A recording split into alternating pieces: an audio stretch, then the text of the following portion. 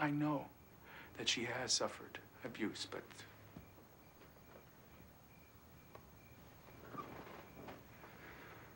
to me,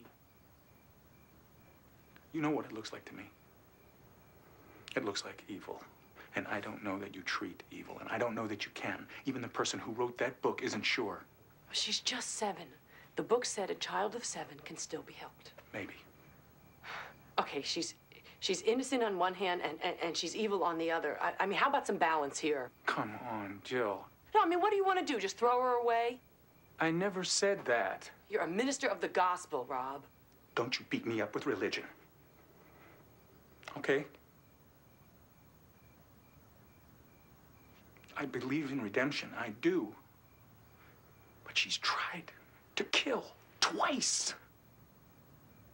What if we can't reach her? I'll tell you what I believe. That she was hurt. Terribly hurt. And that pain and rage give access to evil. And that love and security open us to goodness and to God. She has love. She has security. But she can't feel it. She's never been able to feel it. And that's the question. Will she ever? I don't know. I don't know. But all I can tell you is what I feel in my heart. That these children were sent to us for a purpose. Jill, I'm just going to say this once, because I feel I've got to. You know, we don't have to keep them both. We can give Catherine back. That's the cost per day? Per hour. And the insurance said that it won't pay for a pre-existing condition. Airfare alone will use up everything we've saved. Well, how about a second mortgage? Not enough equity. What about work, the church? They need us both there. Eric, too? Well, the doctor said if he's not acting out and our resources are limited, well, then we should concentrate on Kat. Well, I know Mom and Dad will take in Eric and Casey, but the money. We borrow, and we use our pension plan. I mean, what choice do we have?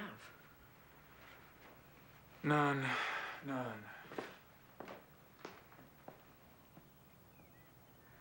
As most of you know, one of our children, Catherine, has been having some problems. I know this has been difficult for some of you. Jill and I would like to apologize. This next week, we'll be taking Catherine to a special clinic for treatment. We've arranged with the bishop for a substitute, and Mary Ann will be taking over Jill's Sunday school class. We want to thank you all for your understanding, and please remember us in your prayers. Now, if you will rise, we will sing hymn 187.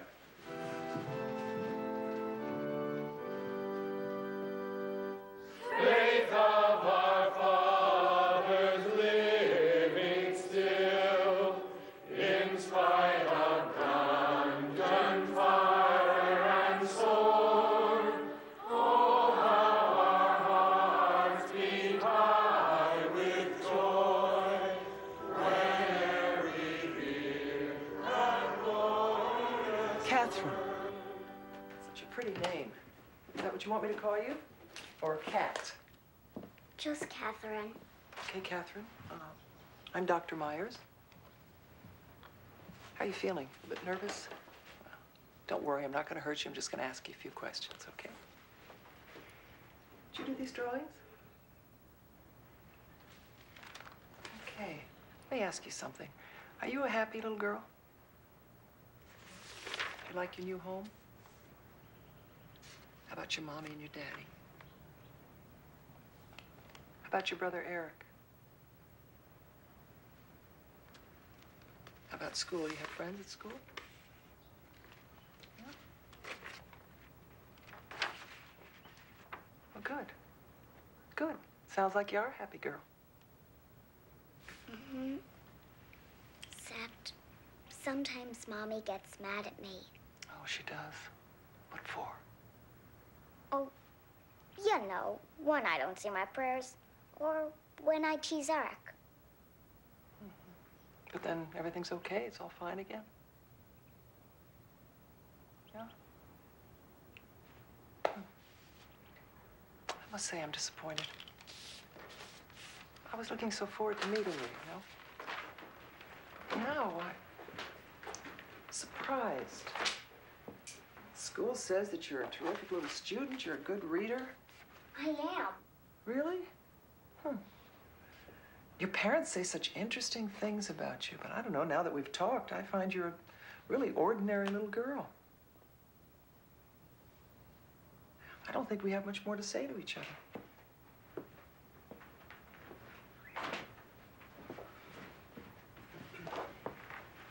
These kids, are they more interesting than me? Me's okay. Yeah, they're real interesting. This one is, that's Peter. He sets fires. This is Heather. She pushed a little girl into a pool. Why? She said she wanted to see someone drown. You know, we've got a dog. Want to know what I do to him? I don't know. Is it interesting? I stick him with needles, sharp ones, till he bleeds.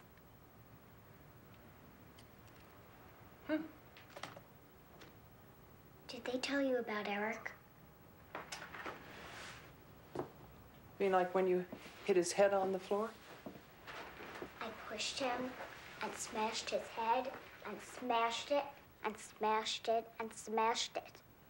He kept yelling, "Stop, cat, stop." But I wouldn't, except Mommy and Daddy made me. How'd you feel about that? Mad. How mad? I'm going to kill them.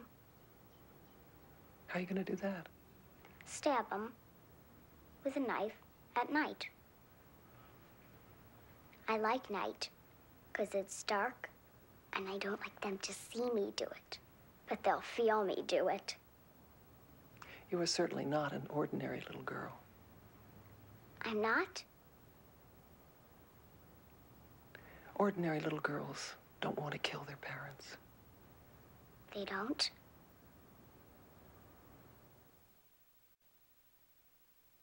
I'm glad you brought her. You have a very sick little girl there. She shows all the signs of a severely unattached child. Doctor, we read your book. That's why we're here. I'd just like to be sure that we're understanding the... Bonding is a natural biological and psychological process that normally occurs between a mother and a child just after birth. If this does not occur, we say that a child fails to attach. Now, this can happen for all sorts of reasons. Children born to mothers who are addicted to drugs and alcohol, or who come from broken homes, or separated from their mothers at a critical time. Kids born into poverty, and all that that implies. It's the mother that's important then? Important, but not vital. If there is another caretaker that the child can bond with. Well, why does this happen to some children and not to others? I mean, Eric has problems, but he's not dangerous. We don't know the answer to that question yet. It may be genetic. Some children could be more susceptible than others. It could be the number and severity of breaks in attachment. But the critical factor is bonding, learning to bond. That's how a child develops the ability to trust and to love. And it's when that bond fails that they often become violent and full of rage. Can you help her? She's severely disturbed. I don't want to hold out any false hope. What we'll be looking for is some sense that Catherine can feel empathy and compassion for someone else, that she can feel what they feel. I mean, this is one of the things that inhibits us from hurting others. Trust me, I will help Catherine as much as I can in the amount of time that I have.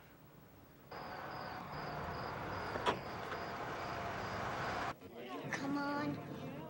Oh, no. You don't know how good it is just to be able to talk to someone. Yeah, us too. Nobody understands. You can see why they call it a hidden disease. Yeah, in plain sight. Like teenagers who murder strangers and then go party.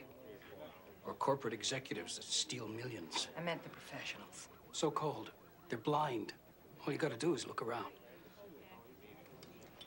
Anyway, everywhere we went, They made us feel that Justin wasn't the problem, that we were. Has the holding therapy helped? He hasn't set any fires. Since we've been here. I'm hopeful. She's hopeful. I'm broke. Mike thinks bottom